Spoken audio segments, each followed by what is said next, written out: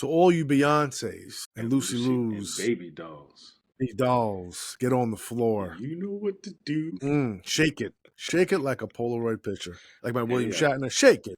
Shake it like a Polaroid Polaroid. picture. Hey, yes, Yeah. indeed. Guys, hey, what's going on? Another episode of Save the Date.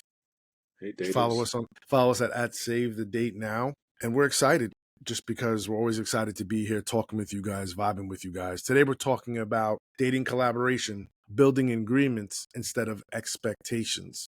Lots to be said here. And lots to be said because expectations are at the core of most of the rhetoric about online dating or IRL dating. Are you communicating your expectations? Do you know your expectations? After you communicated your expectations, do you have your checklist? What is your exam rubric? How are you grading that person's ability to fulfill your expectations? Expectations. There was a book called Great Expectations. And so, as you'll probably be familiar with us on the podcast, if you're new, you'll get to know us if you stick around, which we invite you to do. And follow us at Save the Date Now on Instagram and TikTok.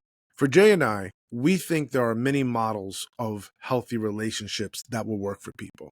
You'll see people talk about the reason why dating is bad now is because we've moved away from traditional roles. Men do this, women do that since ancient times, whatever ancient times means. Or you see people embrace a new model. The reason why relationships aren't working is because people have evolved. We need to embrace multiple partners over a lifetime. You may be married 4 or 5 times, maybe the same person or a different person. We're evolving creatures, and you need to be aware of that, especially in this socio-political, cultural, economic environment we're living in. What Jay and I are saying is agreement is going to be the foundation of how you build a healthy, thriving life with someone. And you've heard it said, it's better to ask for forgiveness than ask for permission. In a digital age like ours, that's actually shown to be false. It's better to ask for permission, because once you ask for permission, you now have set up an opportunity for them not only to talk to you, but to listen to you. And if people truly listen to you, you're that much closer to getting to an agreement, which will be the foundation of getting to decisions and actions that benefit not only you, but the relationship that you're seeking. And so the first thing that I really want to talk about is the importance of values, understanding and communicating your values instead of your expectations. Why? Because you quickly are able to repel the people you don't really want around you and attract the people that potentially could vibe with you. And being able to articulate your values means that you're spending time with yourself, and it's sometimes with your intimacy circle, right? Your friends, your family, your pastors, your imams, your rabbis, or whoever spiritual leaders you have, truly trying to understand what does your life look like now, and what does your life going to look, what is your life going to look like in the near future? What does it mean to you to be this person now, and who are you becoming? And a lot of that deals with your values, whether that's, hey, I have values of long-term commitment, sharing, generosity, kindness, or I have values of, adventure, fun time, experimentation. But you should be clear about your values as the first step to getting to an agreement, because what's ideally going to happen, ideally, is you'll communicate your values, and they'll listen. They'll communicate their values, and you should listen. And once that's all been laid out on the table, you could start to sift through and have a great time trying to understand what structures are we going to build in this relationship? What is this relationship or this dynamic called? And you'll start to naturally and organically forge a type of relationship that is based on principles and values that you both agree with. And that's just the first level. If I agree with that value and you agree with this value, boom, we have the first step of agreement right there. And this is going to be a little bit more stronger and indelible, because these are values that I had even before I met you. Even if I'm not with you, I'm going to be living out this value. So this is going to be organic and natural to who I am, my personality, my identity, and most importantly, my character. Oh, yeah. Say the quote about forgiveness and permission again. Oh yeah, sure. I mean, you've heard it said that it's better to ask for forgiveness than ask for permission. Yeah. I mean, I would just say, especially in the day and time we live in, on the heels of the Me Too movement, permission and consent is a very big deal. Mm-hmm. And Mm-hmm. if you are out here dating and, physical activity is part of your dating ethos or process or what you're doing, learn to have those conversations about consent. And then when you you talk about expressing expectations or values, it can definitely save you a lot of headache, a misunderstanding, a lot of awkwardness. But to your point about expectations, bro, I feel like what I hear a lot is that expectations are high, but the corresponding effort is low. And it's like, you have a lot of Mm. people who are able to express their expectations, but they don't carry the same kind of passion about carrying out meeting someone else's expectations as they have about expressing their own. So there's this kind of symbiotic relationship between expectations and effort that people have that I think sometimes there's not enough time Mm. spent on discussing what those things are. I'll just give a quick story. Yeah, it's not even a quick story, but I've Yeah. talked Lay about it on us. my divorce and when I went through my last marriage, but you know the story, but just to share it with our listeners, Of I course. remember, let's take a trip back into Dreamville. And I just Mhm. remember like it was yesterday, bro. It was a random Saturday morning, and it's like I was watching her sleep, and when she woke up, like she had this, she looked dejected, bro. Her world had ended, like somebody killed a dog or urinated in her cornflakes, as people used to say. Mhm. And she got up, went to the bathroom, came back, laid down again, and like her demeanor and her energy was just negative, just really negative and dejected and down. And I was just like, yo, like, what's good with you? What's going on? Like, you all right? Just doing a temperature check. And, she just says, you don't know what it's like waking up in a marriage that doesn't live up to your expectations. To talk about expectations, Mhm. this would be full circle. And I remember us having a conversation on the heels of her expressing that and me being like, I wish I had known that these were your expectations before we got married. Because what you're saying, like, I've never been that. What you were saying Mhm. you expected on the other side of our dude for me to kind of become What she listed. Yeah. this Rudy Valentino, this kind of Romeo Ronnie romance guy. Like Yeah. it's never been me or part of my character, or at least the way that I display my affections towards somebody, and Mhm. the ways that she was talking about specifically. Mhm. And like I just remember wishing that there was more talk, deep talk, conversation, dialogue around expectations and how that could impact the day-to-day dynamic. Thank you for sharing. And that's powerful because obviously you're divorced Hmm. and you've highlighted that conversation in private before as the start of some of the challenges that you experienced in your marriage very early on. And I think the challenge we have with expectations is most of it, as I mentioned in the opening, is top down. It's like the CEO doing the earnings call or having the we're going to change things around now conversation with their workforce. Or, some of the rants you've seen recently with CEOs talking about work from home, and they have these what some people may call untethered rants about work from home and work from home culture. And so you see the CEO who's in charge, who makes all this money, usually their salaries or their payouts or so much X 300, 500X over the lowest paid employee, talking about you better come to work or else. And the employees are like, yo, man, like, wait a minute, we're living in a recession, inflation. I don't think so, And so, right, I have an expectation you're going to come to work 5 days a week and revitalize the local economy around our buildings or in our city. And people are like, no, my expectation is that I'm going to be home and saving money because in this economy, a dollar doesn't get me what it got me back in 2019. And I need to save all the dollars I can because buying eggs is $16 a carton in some places. So you have expectation clash. And that usually happens because people are just almost like promulgating the law. Like they're the king, telling you what you, the peasant, are going to go do on my behalf or for me or in my name. And I think expectations just rub people the wrong way because right now we're in a society where many people's expectations are met through their own means. People have so many different ways, whether it's through their devices, whether through this online ordering, streaming. There's so many access points for people to scratch whatever itch they have that once they encounter someone who is at least presenting, may not be intentional, but maybe presenting expectations in a top-down manner. Hey, nice to know you. Nice to meet you. Good luck in all your future endeavors. Peace. And the reality is, I don't think everyone's doing that because I think people just want to be clear about what they're expecting. But I just think expectations come off very harsh for our modern dating era. And this is why agreements, well, what can we agree on? What do you like? Here's what I like. Okay, I'm listening to you. Let me repeat back to you what I heard so that I'm clear that you want X or you like X or you value Y. And these types of conversations are more dynamic.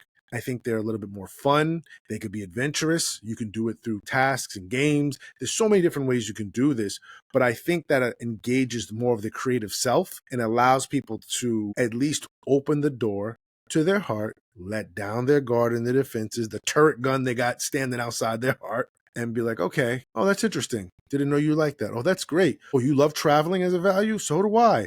You know, man, my dream has always been to travel to Istanbul. I've always wanted to see the Taj Mahal in India. Well, me too. Oh, that's great. Yeah, man, I know you're working and, you know, you're trying to finish up your PhD or you're working here in a master's or you have this job. And see, that's more dynamic as opposed to, I expect to go to India. I'm going to the Taj Mahal. Now, someone who's going to be with me has to be comfortable traveling. which is I like how to travel with my shoes off.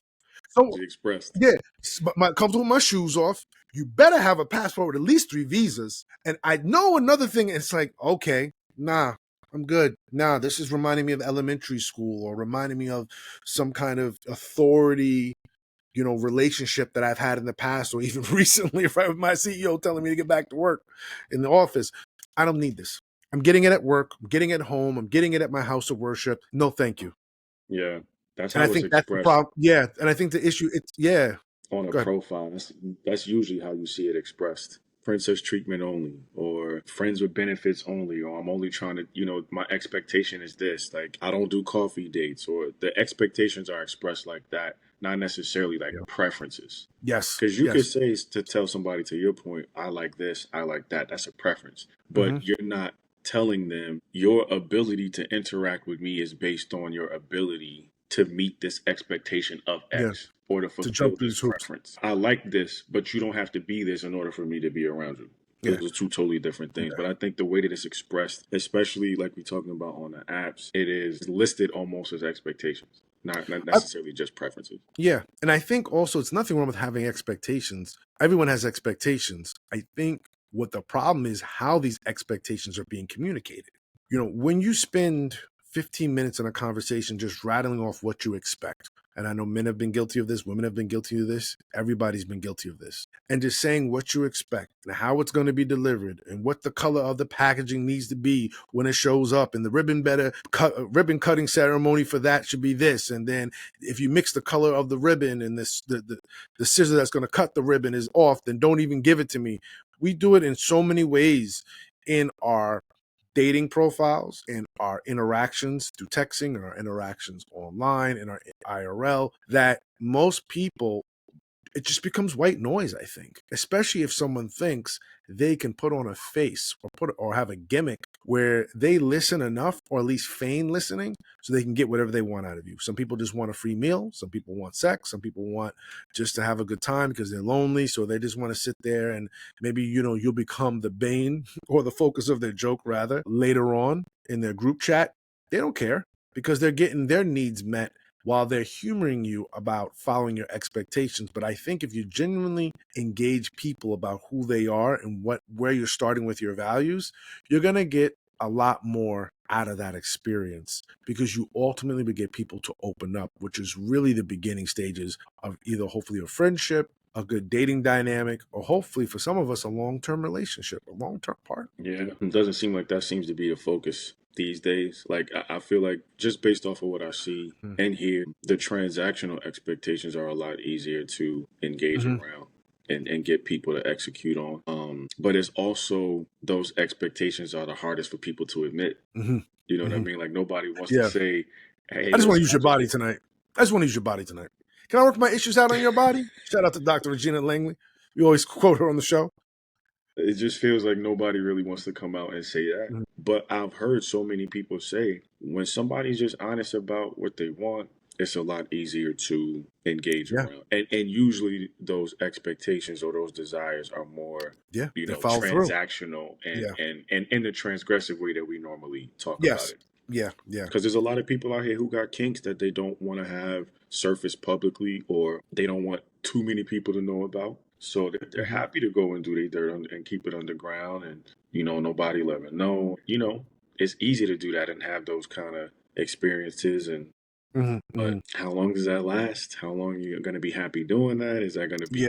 be, long term fulfilling for you? For some people it is, but I just, For a lot of people, though, it isn't because we Yeah. see people saying that it's not. And Hmm. that's why they're going to, well, this is the reason why I can't settle down is because you're not fulfilling this role in this traditional role. Or the reason I can't settle down is because you're not embracing new models of coupling and mating, such as polyamory, polygynity, or returning for some people, polygynity. We would say this ancient as well. So I think that's the other thing. And I think after agreement, what people also should think about is asking the question, what can we do together? Figuring that out. Now, you may ask it blatantly and openly, hey, what can we do together?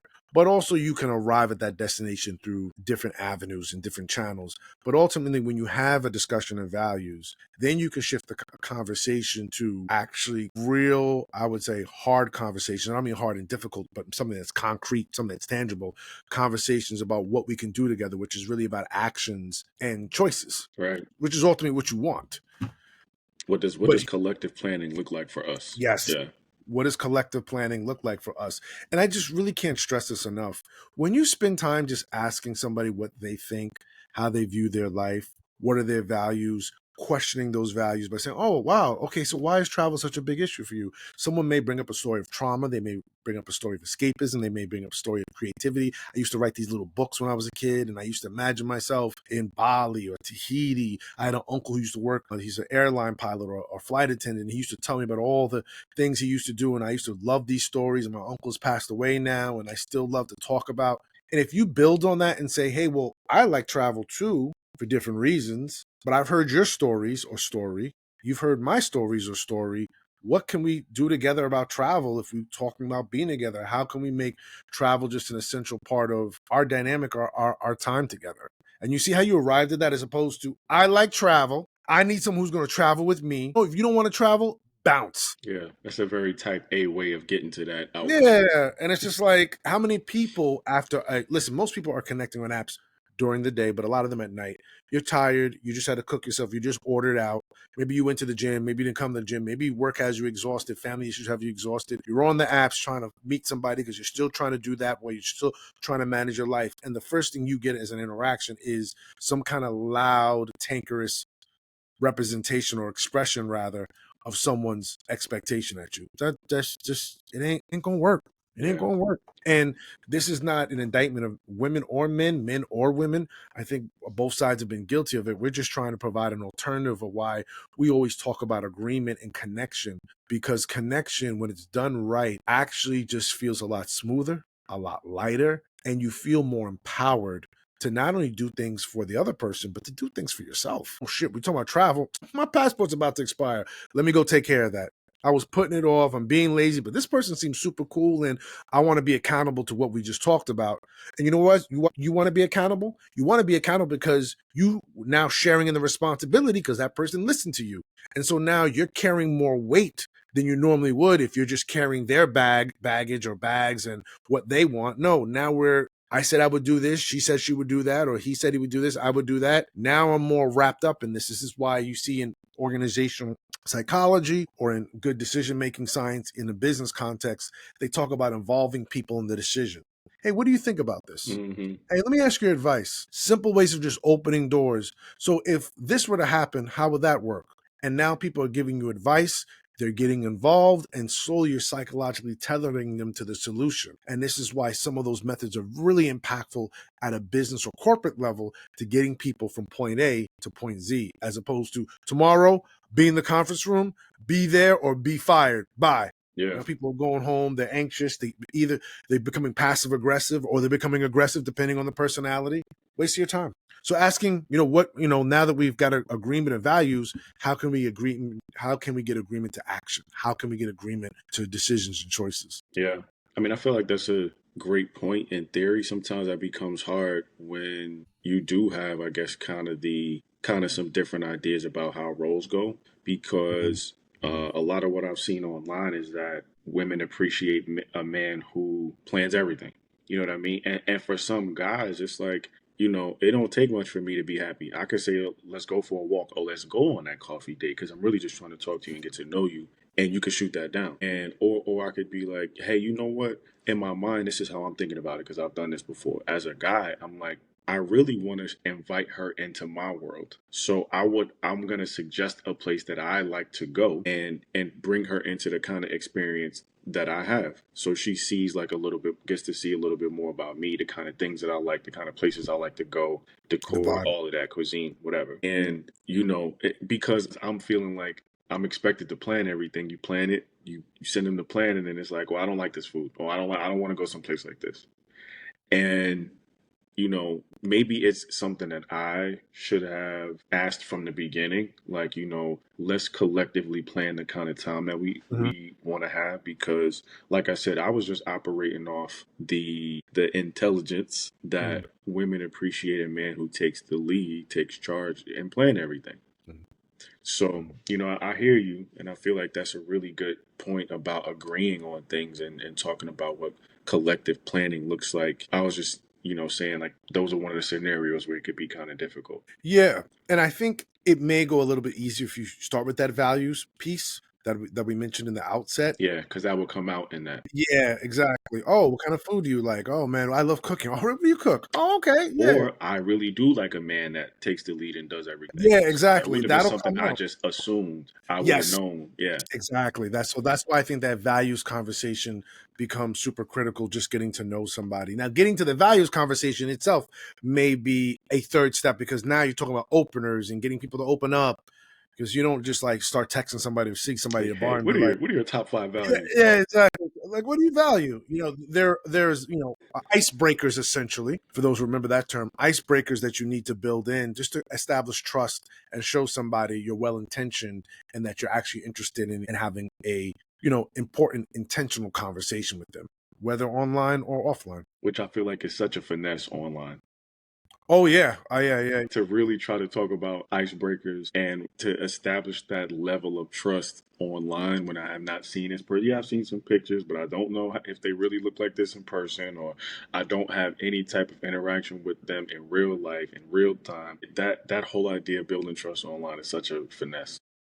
and it's hard even for me because I am not a natural writer. I've seen guys who were natural writers who were Hmm. not thriving in the dating scene, or they were doing all right prior to the rollout of texting. But once the text game hit, And that's a real sky's the skill. limit. That's a real Yeah, skill. no. That's a real Yeah, yeah, skill. 112 and Biggie out there. Yeah, you got your novel writers, Yeah, you got your philosophers and your thinkers and all of that, but yo, yeah. text You got writing, essayists. essay, You got right? your The yeah. essays, uh-huh. But those I mean, texting should be its own genre of study Facts. in any I think English program nowadays, at least on a subtext level, because I have seen men who have an issue social anxiety going outside of themselves in a public setting. They weren't really able to identify, okay, am I more of a bar guy or more a club guy? Am I more of a museum guy or more of a Riz on the street guy? And some guys just have they're masters of their respective domains. But when you got that texting going, I mean, these Jews just became like the road runner, and they were able to really meet a lot of women, Meet me. finesse a lot of women. Yeah, exactly, and connect with a lot of women because they were in their natural environment of having some distance and having some time to think and then write, and they're good with their words. They know how to really open up. Like, I'm just not a natural texter like that. I just texting to me is like sometimes so banal. Like, it's like, why? Hey, how are you doing? How you doing?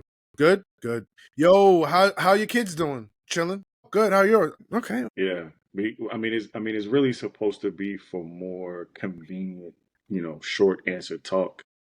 Yeah. I feel you on like when people try to have whole conversations. I mean, I could do a lot of back and forth, a lot of serving Yeah, but text, but if it's going to be a deep conversation that requires, I think, you hearing some intonation or seeing some body language to go with things so you understand better, I would probably prefer to have that in phone. either phone or FaceTime or whatever in person. A little bit of mobile device trivia. I believe that Nokia really had allowed texting to get big about 20-25 years ago because kids in Iceland, boys want to talk to girls, they weren't good At with, talking. yeah, it was either I think it's Iceland. And so they started texting, and that's how texting really caught on as a part of being a part of the mobile device package and part of our now how we socialize. Again, I find it to be just rather boring. And why don't we? Yeah, you got a lot of dating Shakespeare's. A lot of guys who know how to I write like their that. thoughts out and Yeah. and, and make it sound appealing. Yeah. to women. Yeah. It's a Out lot my of spot. Out spot. Yeah. No, originally. yeah, You know what I'm saying? they Honey wordsmiths potion in the ear. wordsmiths when it comes Yeah. to text riz. Yeah, and that's great if that's who you are. I think the biggest thing is though allowing that exploration for values, collective planning, and then three, just doing. How do you fulfill agreements? I think the biggest thing that you can do, especially from a male perspective, now I'm bringing my biases and my POV into it, but I have to, I'm talking, so that's just what it is fulfilling agreements. If you say you're going to do something, do it. If you agree to something, do it to the best of your ability. And then if you start to have a challenge with it, communicate it so that you guys can find another agreement that is working for the both of you. Or sometimes you just have a stumbling block or an issue or a little bit of anxiety around something and you need a space to talk it out, then do it. So that's my three things, discussion of values, what are we doing together, collective planning, then the third thing, fulfilling those agreements, keeping them so that you can reinforce the trust and allow the agreements to continue to lead the relationship. And then slowly you'll open the door for a greater or larger conversation about expectations. Yeah. I mean, doing things from a collective standpoint, talking about dating, I feel like it's just ground level. That's Mhm. foundational. That's one on one. So, like you talked about, reinforcing those values, talking about that, having that conversation, finding out what's this person all about. I mean, you want to know if you're thinking about something significant or long term with that person. So, yeah, discussing and getting into those values, I think it's a wonderful thing. And in terms of the agreement, how could two walk together unless they be agreed, right? Gotta hit him with that scripture, but it's your truth. Yeah, I mean, it's the kind of wisdom that I feel like has when I think about the things that I really loved in marriage, putting our heads together and coming up with a solution and being creative, bro. Like it was one of the dopest things I've ever seen. Yeah, that's a great part of marriage. Yeah, it is. When you can really come to an agreement and find Yeah, something that y'all both are like, all right, let's put our energy towards this and make it happen. Man, listen, I remember when we were redecorating that. Initially, it was like a project that she was kind of taking the charge on, but the more she started showing me couches and different things, and I'm looking and we started agreeing, and it was like the house started to come together, and I was like, yo, this is really yeah, dope. yeah, yeah, And that's just one of the ways you can have an agreement type of project and see the good that yeah, comes from it.